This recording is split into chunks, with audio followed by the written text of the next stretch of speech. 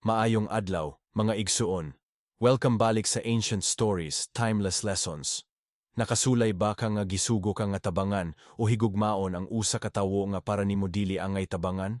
Kanang murag giingon sa imong kasing-kasing, ngano siya man, daghan man laing mas angay. Sa akong kaugalingon, nakasinati ko og panahon nga kinahanglan ko motabang sa usa ka tawo nga kaniadto nakapasakit og dako nako. Ang akong unang hunahuna mao gyud, ang ngano man nako siya tabangan. Mas maayo nga siya makasinati sa iyang gibuhat. Pero igsuon, dihan ako natunan nga ang tinuod nga gugma og pagpasaylo dili base sa akong pagbati, kundi base sa kabubuton sa Dios. Mao kini ang kahimtang ni Jonas, usa ka propeta nga gihatagan sa Dios og sugo nga lisod dawaton, ang pagsangyaw sa iyang kaaway. Mga igsuon, kita usab makarelate ni Jonas, naa kay tawo nga nakapasakit nimo og lisod para nimo nga pasayloon siya. Naa kay komunidad nga murag dili nimo gusto duolon kay lain ang ilang batasan o pamaagi. O naa kay higayon nga klaro nga gisugo ka sa Dios, pero dili nimo gusto sundon tungod kay masakit ka, mahadlok ka, o dili lang nimo ganahan. Tinuod gyud, usahay mas dali pa ang pagdagan palayo kaysa pagsunod.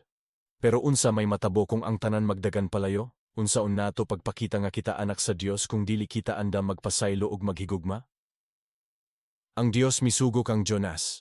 Pag-adto sa Nineve, dakong syudad, ug isang yawang akong pulong kay ang ilang sala miabot na sa akong atubangan. Apan unsa man ang gibuhat ni Jonas. Imbis mo sunod, milayas siya paingon sa Tarshish, kabaliktaran sa direksyon nga gisugo sa Dios. Mosakay siya og barko ug didto misugod ang dakong bagyo. Ang mga marinero na hadlok ug nakasabot nga si Jonas mao ang hinungdan. Siya misugyot nga ilabay siya sa dagat aron mahunong ang bagyo. Pagkahuman gilamoy siya sa usa ka dakong isda. Ug sulod sa tulo ka adlaw ug tulo ka gabii, nagampo siya sa Dios, naghinulsol, ug nagsaad nga mosunod na. Pagkahuman giluwas siya sa isda, ug gitugutan pag-usab sa Dios nga moadto sa Nineve. Didto iyang gisangyaw ang pulong sa Dios. Sulod sa 40 ka adlaw, ang Nineve pagalaglagon. Ug unsa may nahitabo? Ang katawhan sa Nineve, gikan sa hari hangtod sa mga ordinaryo nga tawo, naghinulsol, nag-ayuno, ug nangayo ug kaluoy sa Dios. Ug ang Dios nakapasaylo kanila. Apan si Jonas nasuko. Ingon siya, mao ni ang akong gikahadlokan Ginoo. Nahibalo ko nga ikaw mapinataw-anon og puno sa kaluoy. Mao nga giingon ako nga dili ko gusto mo adto. Ug unsa man ang gibuhat sa Dios?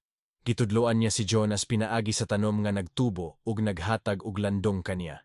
Sa dihang gilaglag sa ulod ang tanom, nasuko si Jonas. Giingnan siya sa Dios, naluy-an ka sa tanom nga wala nimo gihaguan. Dili ba mas labaw pa ko maluyon sa daghang katawhan sa Nineve? Lesson, ang Dios wala lang nagtan-aw sa usa ka tawo, kundi sa tanan nga katawhan. Ang iyang gugma ug kapasayloan dili limitado sa usa ka grupo lang, kundi alang sa tanan nga maghinulsol. Mga igsuon, unsa man ang gipasabot sa istorya ni Jonas para nato karon? Ang pagsunod sa Dios mas maayo kaysa pagdagan. Kung modagan ta sa sugo sa Dios, mas lisod ug mas samok ang atong kinabuhi. Ang Dios nagapasaylo bisan kinsa nga maghinulsol. Bisan unsa ka grabe ang sala sa tawo o sa komunidad. Kung maghinulsol sila, andam ang Dios nga magpasaylo. Ang gugma sa Dios dili limitado. Usahay kita gusto lang og paborito nga tawo nga atong tabangan, apan ang Dios nagtan-aw sa tanan. Mga pangutana nga pwede nato pamalandungan. Kinsa man ang Nineve sa akong kinabuhi.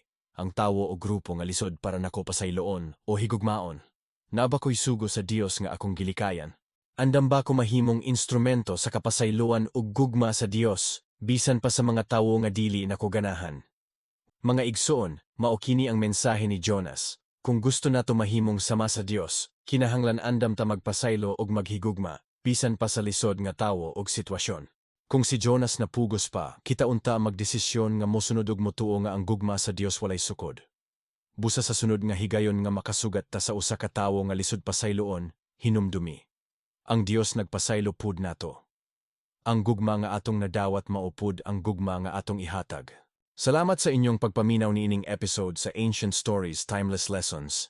Ayaw kalimot sa pag-like, pag-share ug pag-subscribe. Kita-kita ta pag-usab.